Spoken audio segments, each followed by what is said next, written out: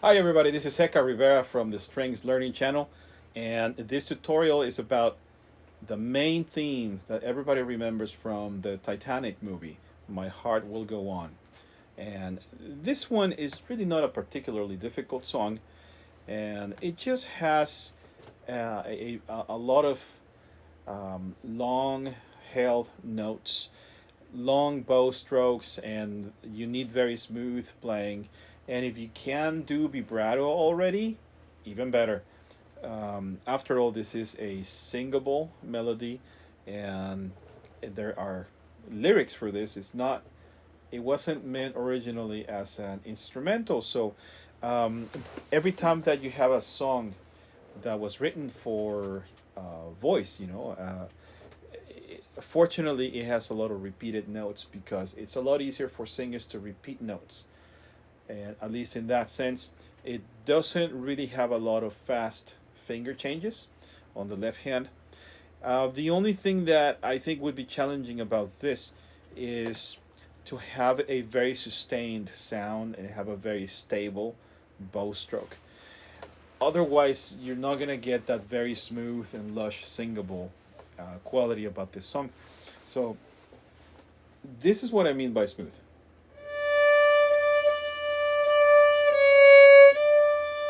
Even without vibrato, if you have a smooth bow stroke, it will sound much better. And also the tuning, you really have to check your tuning. I mean, with any piece you play, the tuning has to be great. But it would be a lot more apparent if you don't have good tuning on this song because it repeats the same note a lot. For example, the D, all of those are Ds until you get this C sharp. And if you don't have it in tune, it's just not really gonna take shape like it should. So you have to check that. Um, First off, that you make the violin ring. Remember that when you play a note exactly in tune, the violin just rings like a bell, and you have this really beautiful, full sound. As opposed to this, I'm gonna play it a little bit out of tune on purpose. See, it's just kind of dry, and it's not very appealing anyway, of course, because it's out of tune. But hear that Rixa ring? And if you know vibrato, if you can do vibrato, it sounds even better.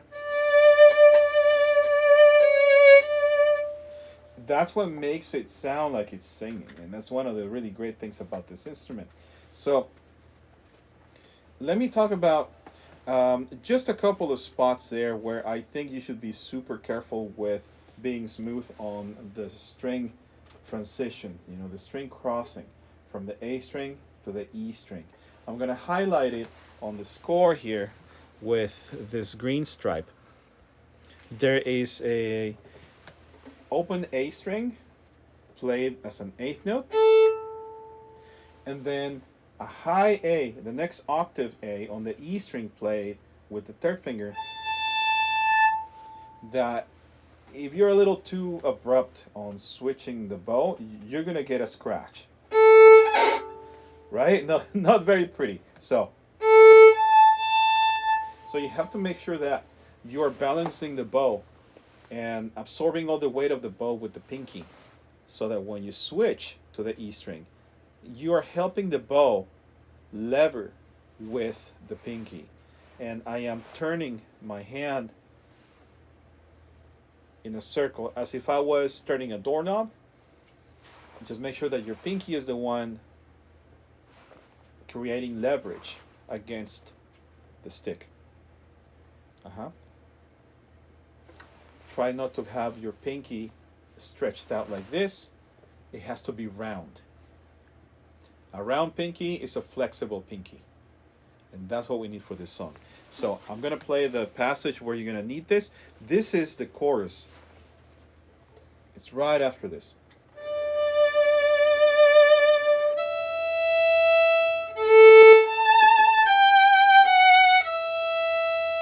Right? So if you're able to switch smoothly and then you use a lot of bow for this passage, it's going to sound great.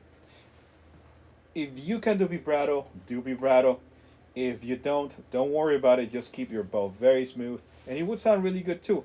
Just to prove that, I'm gonna do a run through a regular speed without vibrato, just to show you.